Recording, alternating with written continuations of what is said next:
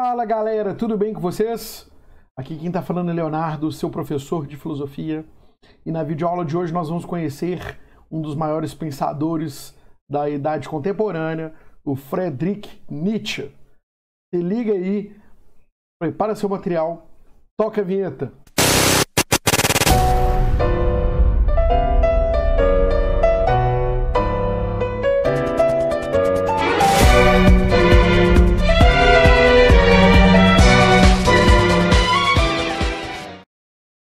Bom, galera, quem foi Nietzsche, né? Quem foi esse grande pensador? Ele foi um filósofo, filólogo, compositor alemão, né? Nasceu na Prússia em 1844, na região da atual Alemanha. Filho de um pastor protestante, estudou na Universidade de Bonn, de Leipzig, né? E aos 24 anos ocupou a cadeira de filologia grega na Universidade da Basileia. 10 anos mais tarde, passou a se dedicar aos estudos e à escrita, né? Influenciado pelo grande Arthur Schopenhauer, né? Foi também estudante de seminário, estudou para ser pastor, para seguir a linha do avô e do pai, também foram pastores, ok? Ele foi influenciado por Schopenhauer, já falamos isso, iniciou sua carreira, a sua obra refletindo sobre a presença do pensamento grego na cultura ocidental. Segundo ele, os valores da cultura ocidental e os dogmas religiosos, principalmente do cristianismo, submetiam o ser humano a viver sem criatividade, sendo tarefa da filosofia libertá-lo dessa condição. Suas principais obras são Assim Falou Zaratustra, né? Et Homo, A Gaia Ciência, o Anticristo e Além do Bem e do Mal. Foi amigo do grande músico, né, alemão Wagner e também, de certa forma, foi um grande admirador de Goethe, na qual cita o tempo todo aí em suas obras, passagens aí das obras de Goethe, ok? Bom, a gente tem que entender que Nietzsche falava uma frase muito interessante: eu não sou homem, né? Sou dinamite. O que significa isso, né? É uma filosofia para espíritos livres. E o que significa essas ideias no Somos sobre dinamite? O que Nietzsche traz é uma coisa que explode, né? Explode aqueles que não estão preparados, assusta quem não tem um espírito livre.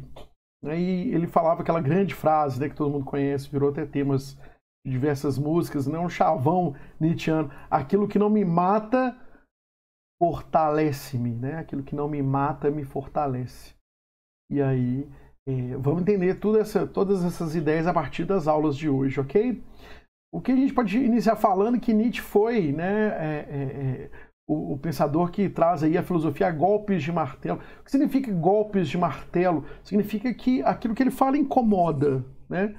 Igual a martelada que tem, ok? Do seu vizinho aí na construção, o martelo que incomoda a sua mente, né? A dor que o tempo que vai passando, ela vai ficando aguda até o momento em que a gente não percebe mais que essa martelada ela está doendo, não é verdade? Olha só, inicialmente a gente tem que entender que Nietzsche escreve de uma forma muito interessante. Ele escreve em forma de aforismos. O que são aforismos, né? São aquelas sentenças curtas, né, que exprimem conceito, um conselho ou um ensinamento. Ok? São frases curtas, tipo essa aqui que está aqui no próprio slide, né? Ajuda-te a ti mesmo, então todos te ajudarão. Princípio do amor ao próximo, né? Lá no Crepúsculo dos Ídolos, Nietzsche escreve essa frase que é muito interessante, né? Ajuda-te a ti mesmo, então todos te ajudarão. Esse é o princípio do amor ao próximo, né? Começa primeiro a ajudar a si mesmo, para depois ajudar o outro. Não é verdade? Ó, os aforismos de Nietzsche tratam de diversos temas, como religião, moral, ciências, e aqui os golpes de martelo são direcionados, né, são a Sócrates, né, Sócrates, Platão, Kant, Hegel, entre outros pensadores aí da história da filosofia, ok? Ele faz uma crítica profunda e impiedosa à civilização ocidental, faz uma crítica à massificação, à visão de mundo burguesa, ao conservadorismo cristão, e ele vai cunhar termos novos aí, nas quais ele vai chamar aí esse conservadorismo cristão de moral de rebanho, ok? Dessa crítica surgiu também a questão do valor da existência humana, né? O valor humano da existência, né? Essa é a ideia que aparece aí. E olha só uma coisa interessante que Nietzsche fala, né? Não a potência, mas a duração de um sentimento elevado forma os homens superiores. Daí que vai vir a expressão super-homem, né? Dessas ideias, ok? Que ele vai construir aí ao longo das fases da sua vida. Então, inicialmente, a gente tem que entender que existem vários Nietzsches, né? Não é um Nietzsche só. Então, eu vou apresentar para vocês hoje um pouquinho o Nietzsche da obra O Nascimento da Tragédia. Claro que a obra é vasta, enorme, cheio de explicações, cheio de detalhes, né? Mas, inicialmente, Nietzsche vai fazer ali, né, nessa obra, uma análise sobre o papel da arte. Né? O papel da arte. O que é arte? Né? O que é arte para o ser humano? Ele vai falar que é a mais importante manifestação humana. Né? E por quê? Porque ao exaltar o belo, né, acaba exaltando a própria vida humana. Né? E isso, gente, de certa forma, para Nietzsche, pode ajudar o indivíduo, né, a enfrentar o sofrimento inerente à sua existência. Qual o sofrimento? Né? O sofrimento, viver já é um sofrimento para Nietzsche. Né? E a arte ela seria uma espécie de válvula de escape. Né? Não uma fuga mundis, mas uma válvula de escape, de transformação da vida. Né? Por quê? Porque a arte grega, né, e ele vai visualizar isso na arte grega, viu? Principalmente nas tragédias gregas. Nós temos três grandes, né, trágicos aqui embaixo, três grandes dramaturgos gregos, né? Ésquilo, Sófocles e Eurípides, né? Que são os três grandes aí pais da tragédia grega. E a arte admite o que há de terrível na vida, né? Principalmente essa arte grega admite o que há de terrível na vida, né? Quem foi Ésquilo, né? Ésquilo foi um grande dramaturgo e criou algumas obras como As Suplicantes, Prometeu Acorrentado, Os Persas, Os Sete contra Tebas e a trilogia de Orestes. Sófocles, né, que criou, entre outras peças, Édipo Rei, Antígona e a Electra, né, todo mundo já conhece aí bastante Sófocles, e Eurípides, na qual o tempo todo nas obras também Nietzsche cita ele, né? E ele ficou muito conhecido com as obras O Ciclope, né, Medeia, Hércules, Andrômaca, As Bacantes, As Troianas e As Suplicantes. Não é verdade? Bom, e o que tem essas tragédias a ver com a nossa vida? Tem tudo a ver com a nossa vida. Uma vez que a tragédia retrata aí o dia a dia dos sofrimentos, né, que a gente passa tanto no âmbito individual quanto no âmbito social. E as tragédias é um modo grego de fazer com que a sociedade inteira revesse seus valores, né? O tempo todo refletindo. As tragédias elas traziam as mazelas, né, da sociedade grega. E isso para Nietzsche era belo, porque ao mostrar aquilo que o ser humano podia ser, né, terrível, aquilo que é de mais horrível que pode acontecer na vida de um ser humano, a gente acabava refletindo sobre os valores, principalmente da aristocracia grega, né? Os valores dentro ali da aristocracia grega, os valores sociais que eram, de certa forma, colocados. Isso o Nietzsche mostra muito bem através dessa análise, né, do Nascimento da Tragédia. Okay? A obra chama O Nascimento da Tragédia pelo Espírito da Música. Então, o Nietzsche fala muito da questão da música, porque a música faz parte, né, da história de Nietzsche. Bom, já falei que ele foi um grande amigo de Wagner, né? E Wagner também recupera aí grandes tragédias e faz uma adaptação à cultura alemã, né, que está ali vigente ali, ok?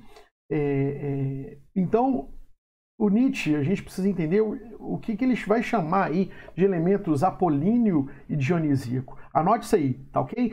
Elementos apolíneo e o dionisíaco.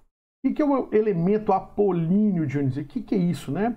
É uma crítica que Nietzsche vai começar a fazer à tradição da filosofia ocidental. Né? Ele vai falar, olha, houve um grande problema na tradição da filosofia ocidental. Né? Por quê? Porque na Grécia antiga havia um equilíbrio, né? um grande equilíbrio, uma grande força de dois lados, né? Que equilibrava dois lados, dois grandes princípios que ele vai chamar, ok? Que faziam a grande afirmação da vida, né? E o que são esses grandes princípios que faziam a afirmação da vida, né? Essas duas pulsões naturais que ele vai chamar aí, é o elemento apolíneo e o elemento dionisíaco. Tá? O elemento apolíneo ligado ao deus Apolo, né? E o elemento dionisíaco ligado ao deus Dionísio. Okay? Então, ele vai mostrar isso pra gente, né? Essas duas pulsões naturais, né? Da afirmação da vida. Ambas estavam equilibrados, né? E o que acontece? Bom, quem que é Apolo e Dionísio? Vamos lá. Apolo é o deus da razão, galera. O deus da clareza, da ordem, né? O deus do equilíbrio, ok? É o Deus até falado, quando a gente fala Deus da razão, é porque é o Deus da medida, né? Chega assim, ó, chega, né? Já fizemos isso, basta, tá bom ter esse ponto. Já Dionísio é o contrário, praticamente, né? Dionísio é o Deus da desordem, da emoção, o Deus da dança, né? Enquanto a Apolo é o Deus da música, né? O Dionísio seria o Deus da dança desenfreada, que Nietzsche fala. Okay? Da embriaguez, da fantasia, o deus do instinto e das emoções. Enquanto Apolo é o deus da razão, né? Deus da razão. Bom, a gente pode falar que o Dionísio, né, é o deus da emoção, né? Falei emoção duas vezes aqui. Então, é o deus da desordem, né? Então, razão e desordem são os dois deuses aí que trazem o equilíbrio, tá? A crítica de Nietzsche, então, ela discorre sobre a morte da tragédia grega. Por que aconteceu a morte da tragédia grega? Então ele vai levantar um problema aqui, né? Vai ser a questão da negação da vida. Por que negação da vida? Esse problema, né, ele vai trazer aqui, é o principal problema da obra, e é o nascimento da tragédia já começa com a negação da vida. A negação da vida começa a partir de Sócrates, né? Sócrates, com a racionalidade dele, né? Sócrates, o Sócrates apresentado por Platão, essa racionalidade socrática, ela massacra, né, esse lado da afirmação da vida, a partir do momento que ela é unilateral. Né? A racionalidade socrática vê o ser humano não como um ser influenciado, né, por Apolo e Dionísio. Então, o ser humano seria um ser equilibrado, por quê? De um lado nós somos razão, do outro nós somos emoções. Então, nós seríamos seres, né, dionisíacos e apolíneos ao mesmo tempo. Sócrates adota uma parte, né? Ele decide unilateralmente, né, vamos dizer assim. E o que seria essa unilateralidade de Sócrates? Ele adota o elemento apolíneo. Né? Nós somos só Apolo. A partir da racionalidade, né, que o filósofo Sócrates adota, ele classifica o ser humano como ser racional. E aí, para Nietzsche, começa aí a decadência que a gente está assistindo, né, a partir da Idade Moderna. Por que a decadência começa na Idade Moderna, contemporânea, vamos dizer assim? Né? Ele vai falar, né, da decadência o tempo todo dos modernos, que é um assunto de uma outra aula, tá? Mas eu vou, só para a gente entender, eu vou falar um pouquinho aqui para a gente. A partir, né, dos valores e crenças contemporâneas, né, esses valores e crenças contemporâneos que Nietzsche denuncia, vem degenerando a positividade do viver. Então, Nietzsche faz uma denúncia o seguinte: a decadência, né, contemporânea, ela está sendo a decadência que a cultura está nos levando, não vale a pena viver. Né? Esse racionalismo que a sociedade adotou, entendeu o ser humano como racional demais, está matando o ser humano, matando seus valores, matando suas crenças. Olha o positivismo aí acontecendo. Né? O Nietzsche vai apontar de certa forma. Okay? O Nietzsche vai apontar, olha, olha o que virou a racionalidade, virou a instrumentalização, né, com a Revolução Industrial. Pensar virou pensar, fabricar. Né? Então Nietzsche é muito crítico em relação a isso, né? Comparando a vida do homem grego com a vida do homem moderno, contemporâneo, vamos dizer assim, Nietzsche percebe que há uma distorção daquilo que são os valores. O homem é triste, Um homem está submetido à razão, né? É um homem que aquilo que não tem racionalidade não é legal, né? Um homem que condena a alegria de viver, né? É um homem que pensa só no além, né? Na vida pós-morte. E para Nietzsche isso é a grande decadência, né? Então viver aqui no mundo, para Nietzsche, né? Nessa visão decadente, ela vai cair num niilismo, que também será um tema de uma próxima aula. O que é o niilismo? É a negação da vida. E Nietzsche acha que a tragédia aconteceu a partir de Sócrates por conta disso, né? Se o filósofo é aquele que enxerga os problemas da vida, né, e a tarefa do filósofo é identificar esses problemas e ajudar a resolver esses problemas, Nietzsche identifica o problema, a decadência. E como é que ela começa? Ela começou lá em Sócrates, né? A partir do momento que Sócrates adota o elemento apolíneo para definir quem é o ser humano, ok? E aí o Nietzsche aponta esse problema apolíneo porque, para ele, Sócrates é o grande responsável por essa questão, né?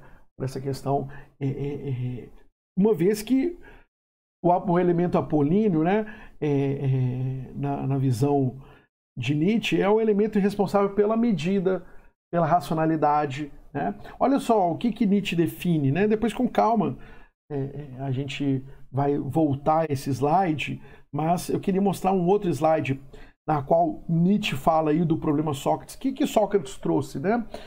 Então, lá no Crepúsculo dos Ídolos, na obra Crepúsculo dos Ídolos, só mudando um pouquinho aqui pra gente, de obra, para a gente entender o que Nietzsche vai estar fazendo com o nascimento da tragédia. Ele fala assim, ó, em todos os tempos, os sábios fizeram o mesmo. Que mesmo? O mesmo juízo da vida. Ela não vale nada. Sempre em toda parte ouvimos sair de suas bocas a mesma palavra, uma palavra repleta de dúvida, repleta de melancolia, repleta de cansaço da vida, repleta de resistência contra a vida. Mesmo Sócrates disse ao morrer, viver é estar há muito tempo enfermo, devo um galo a Esculápio, libertador. Então, a visão de Sócrates sobre o ser humano é uma visão negativa, né? A visão não só de Sócrates, mas de vários pensadores, sobre viver, né? Viver é sempre cansativo, é um vale de lágrimas, né? Quando a filosofia se encontra com o cristianismo, tem muito essa ideia, viver nesse vale de lágrimas, né? É um vale de lágrimas, é um sofrimento. Libertar a alma do corpo seria a melhor coisa, né? Dentro da filosofia socrático-platônica, essa libertação da alma. Quanto mais livre do corpo, mais felizes estaríamos, né? Então, o viver para Sócrates está desconectado com o corpo, e Nietzsche acha que isso é um grande problema. Bom, galera, quem é Esculápio? Né? Esculápio é o deus da medicina, né? Dentro das obras, né, ele aparece aí de Sócrates, e tanto de Sócrates quanto de Nietzsche. Por quê? O deus da medicina, o deus da cura, né? E ele é entendido como filho de Apolo, né? Apolo com Coronis, uma mortal. E aí Nietzsche fala, né, chama o tempo todo Sócrates de Esculápio, né? Olha, algumas vezes ele faz essa crítica, né? Olha, vem esse Esculápio, né, esse filho de Apolo, dar aí as suas pitadas aí, seus pitacos em relação ao ser humano.